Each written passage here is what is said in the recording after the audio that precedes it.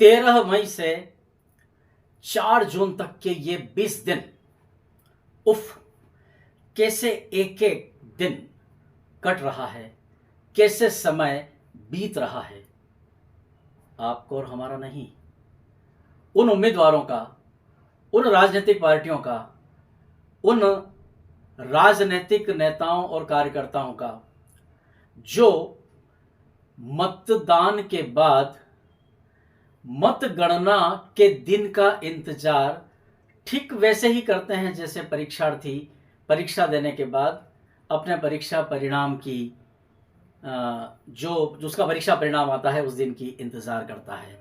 तो मंदसौर संसदीय क्षेत्र ही नहीं, पूरे प्रदेश और देश में ये जो मतदान और मतगणना के बीच के जो दिन होते हैं, ये ठीक वैसे ही होते हैं जैसे वे दूल्हा दुल्हन जिनकी सगाई तो हो गई, यानी शादी तो होना तय है, बस लग्न मंडप में उन्हें बैठना है। तो ये एक तरह से मतदान का दिन सगाई का हो गया, और जो चुनाव परिणाम का दिन होता है वो शुभ लग्न का दिन हो गया। बस अंतर इतना है कि किसी एक का ही शुभ लग्न तय होता है, किसी एक को उस लग्न मंडप से बाहर होना पड़ता है। तो ये जो एक चुनावी सिस्टम है, लोकतंत्र की प्रक्रियाएं हैं, दुनिया का सबसे बड़ा लोकतंत्र भारत देश को माना जाता है। तो यहाँ इस बार सबसे लंबे चुनाव हुए, 85 दिनों की आचार संहिता ये पूरा देश झेल रहा है, और कितने ज़रूरी काम रुके पड़े हैं, अटके पड़े हैं, लेकिन चुनाव तो चुनाव होते हैं। तो बहरहाल हम जिस विषय पर बात कर रहे हैं वो ये है कि जो उम्मीदवार होते हैं और पार्टियां होती है, उनके लिए ये दिन बड़े भारी घटते हैं।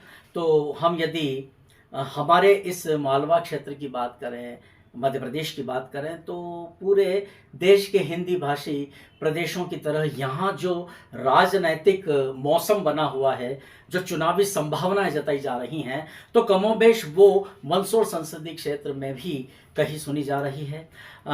इधर कांग्रेस पार्टी द्वारा इस संसदीय क्षेत्र में या अंचल या प्रदेश में पूरा मुकाबला करने की कोशिश की।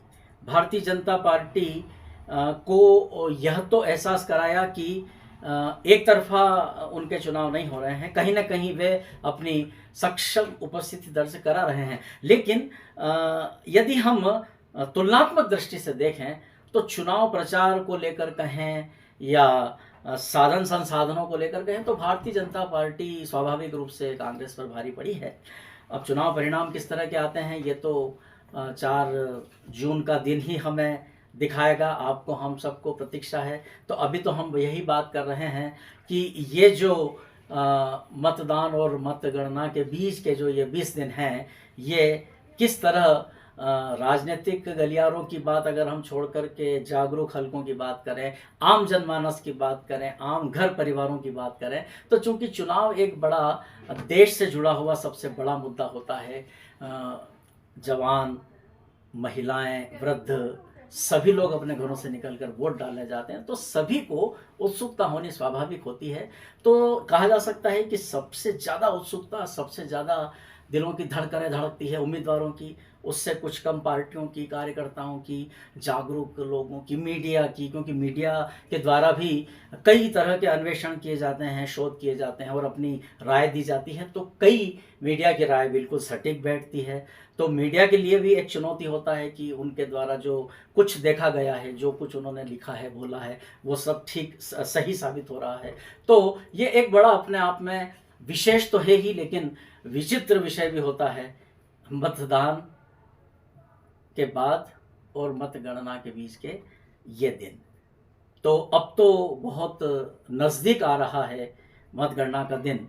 तो अब प्रशासन भी बड़ा चुस्त दुरुस्त हो गया है। बीच में थोड़ा सा अंतराल था तो सब सुस्ता भी रहे थे, राजनीतिक दलों में भी थोड़ी सी घूमना फिरना पर्यटन होने लगा था, प्रशासनिक अधिकारी भी छुट्टी वुट्टी पर गए थे, लेकिन अब सब फिर हरकत पे आ गए हैं और सब अब मतगणना की तैयारी में पूरी तरह से जुट गए हैं। और 4 जून को मतगणना होगी और इसी दिन चुनाव परिणाम सामने आ जाएगा। नमस्कार, मैं ब्रजेश जोशी प्रसंग वर्ष के इस विशेष वीडियो में अपने सहयोगी साथी सचिन पारी के साथ अब आपसे आज्ञा लेता हूं। जल्द ही हम अगले वीडियो में नए विषय के साथ उपस्थित होंगे। नमस्कार।